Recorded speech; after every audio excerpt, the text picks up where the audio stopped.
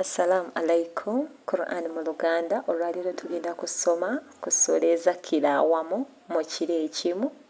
Baziyita essuula ennungu zakkira awamu. So, surat al-falaq ne surat al-nas. Inshallah ta'ala katutandike ne surat al-falaq. Essuula zino zakkira omubaka mu ngeri gy'atalabangako. Gwe mulundi ogwasooka okufuna essuula mu ngeri bw'eti. Yali mu kirooto nga yeebase n'alaba ekikoleddwa ne wa we bakikoledde.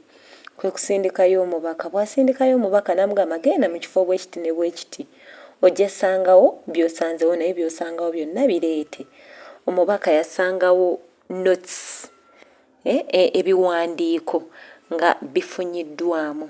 Ebiwandiiko bifunyiddwa ng'ebiwandiiko bya mirundi 11 oba okitegeera nga buli muzingo kiringa w'onaasanga omuzingo nga guli wamu naye nga omuzingo ogwo baguzinzeemu emirundi 11. So bw'atyo n'asitula omuzingo n'aguleeta eri omubaka. Omubaka n'akwata omuzingo ng'agenda abikkula kamu ku kamu naye nga buli kaabikkula asoma aya. Okitegeera? So bwe yasooka n'abikkula akasooka nga kazuma audhu billahi minash shaitani rajim bismillahir rahmanir rahim qul a'udhu birabbil falaq. N'abikkula omuzingo ogwokubiri min sharri ma khalaq.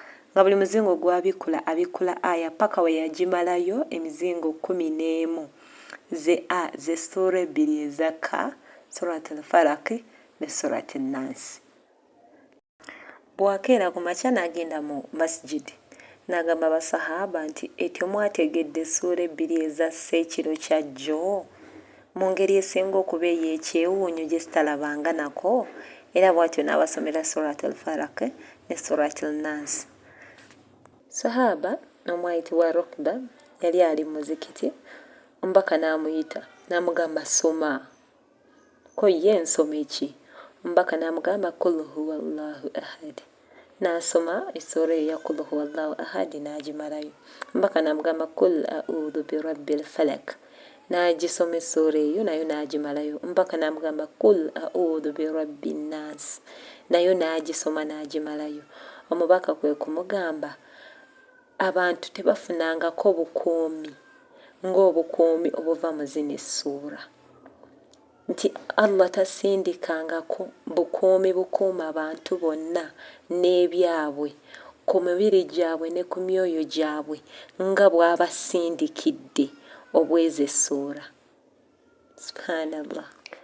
Bwe bukuumi bwe tusinga okubeera nga twetaaga kuba bwe busobola okukuuma emitima gyaffe, emyoyo gyaffe wamu n'emibiri gyaffe. Ffenna tukimanyi nti omutima kye kintu ekisingayo okuba eky'omuwendo ku mubiri gwaffe ne ku mwoyo gwaffe ne ku bulamu bwaffe. Omutima gwe gusinga okubeera ogw'omuwendo. Kasita omutima gwonooneka, kasita omutima guba omubi, kasita omutima shaitani egwataakinga n'egulumba n'eguwamba, manya nti nno wenna oli muwambe, bamaze okukuwamba. So tulina okubeera nga twekwata ku zino essuura. Surat al-falaq ejja tuyamba nnyo okutukuuma okuva mu bubi obuva wabweru waffe. Then surat al-nas neetukuuma okuva mu bubi obuva mu ffe kennyini. Ekirala essuura eno etulaga nti ddala ababi gye bali. Waliyo abantu ababi abasobola okututuusaako obubi n'amaaso gaabwe n'emimwa gyabwe n'ebikolwa byabwe. Essuura eno ekakasa nti waliyo ababi, era kitegeeza Allah yennyini akakasa nti waliyo ababi abasobola okututuusaako obulabi. So tubeere nga tusoma essuula eno ejja sobola okubeera ng'ekola ki? Ng'etukuuma era ng'etutaasa obubi bw'abantu abatwetoolodde be tumanyi ne be tutamanyi.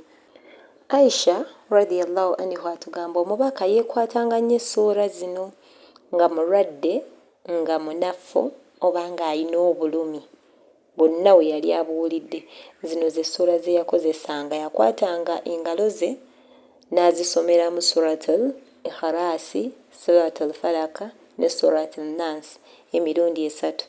N'amala n'afuuwa omukka mu bibatu bye mwagisomedde.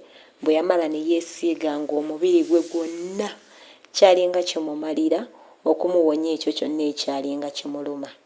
na buli lwe yalinga agendanga okwebaka nga teyeebaka nga tasomye ezo ssuura n'okuzeesiiga omubiri gwe gwonna emirundi gyonna gye yalinga ayagadde.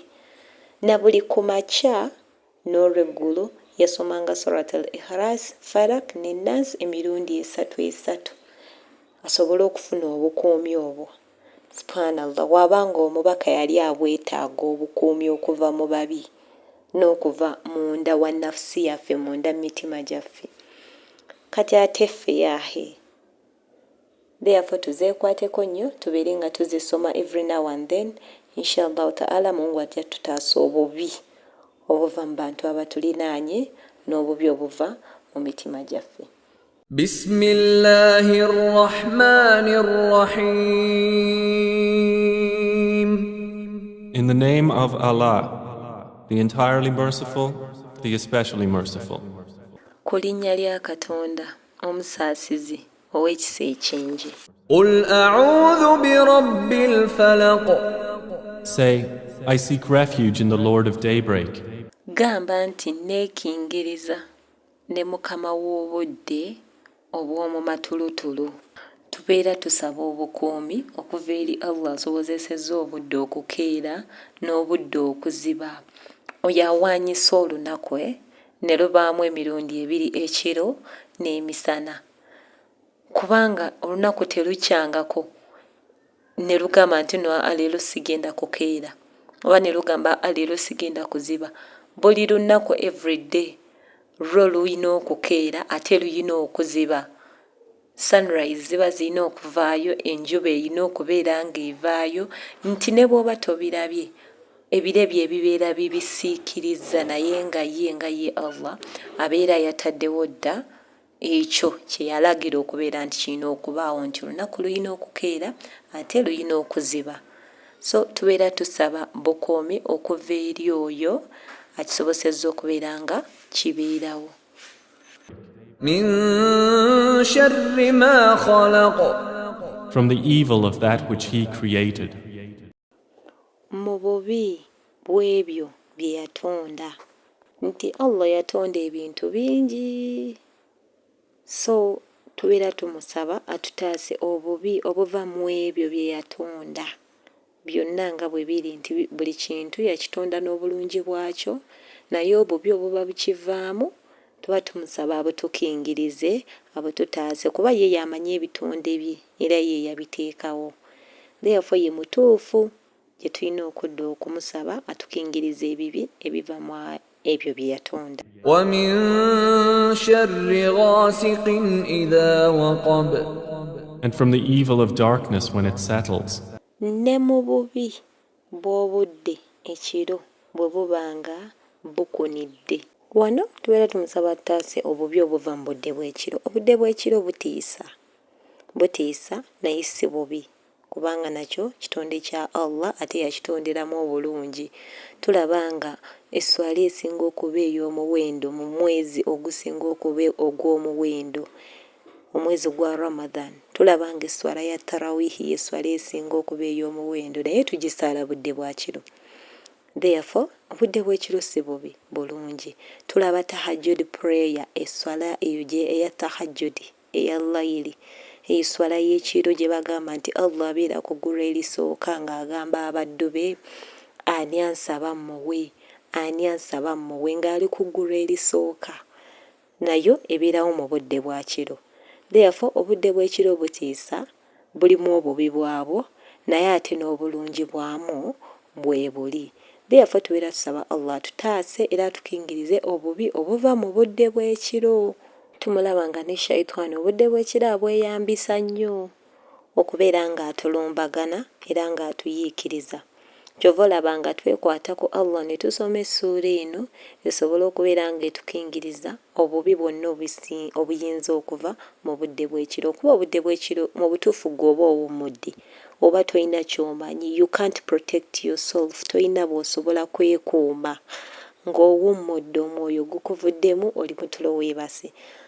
Tuba tusaba oyo Allah abuyinako obuyinza asobole okubeera ng'atukuuma n'okutukingiriza obubi obukivaamu. ومن شر النفاثات في العقد. And from the evil of the blowers in knots.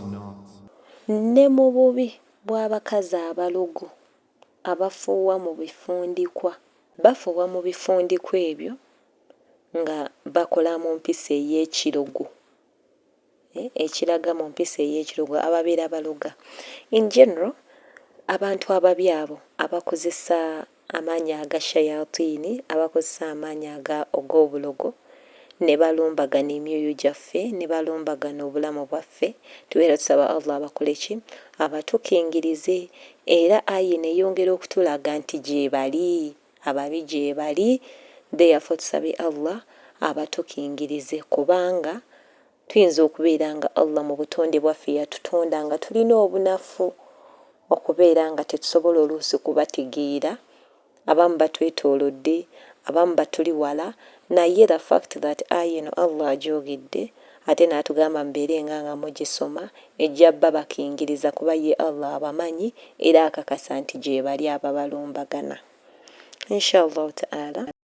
ومن شر حاسد إذا حسد. And from the evil of an envier when he envies. Era ne mu bubi bw'ow'ensaara bw'abanga asaaliddwa.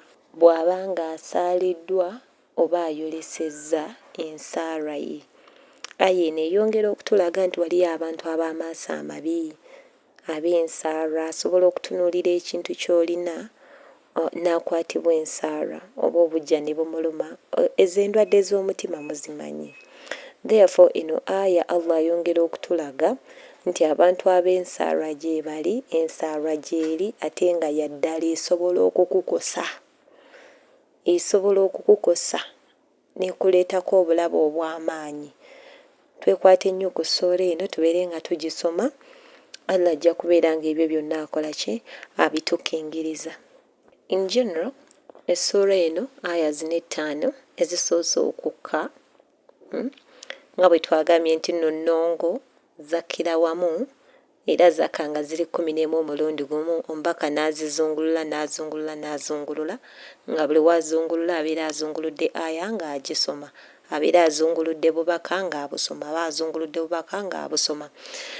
Tugiraba nga etukingiriza era tutaasa obubi obuva wabweru waffe. Oba okitegeera, from outside us. Era nga etulungamya, etutaasa era etukingiriza obubi obuva wabweru waffe nga tetubuyinaako control. Emirundi egisinga era ng'oluusi tubumanyi, oluusi tetubumanyi. Bwe tusoma essuura eno Allah ajja kuba akuuma emitima gyaffe, emyoyo gyaffe, emibiri gyaffe okuva mu bubi obutwataakinga oba amaanyi ga shayatini agatwataakinga okuva wabweru waffe nga tetumanyi oba nga tumanyi, ge tutegedde ne ge tutategedde. Tugyekwateko nnyo kati ndowooza katugendeko aya endala ezaasembayo nga zika aya eza surat al-Nas, nazo tuziyigeko kuba ate zo zitukuuma okuva mu bubi obuva mu ffe ffennyini. Kubanga naffe nga Allah bwe yatutonda tulina obubi bwaffe ng'abantu. Katugende ku ezo aya ez'omukaaga ezijja okujjuza aya ze-11 nga bwe zakka mu kiro ekimu eri omubaka Muhammadi sallallahu alayhi wasallam.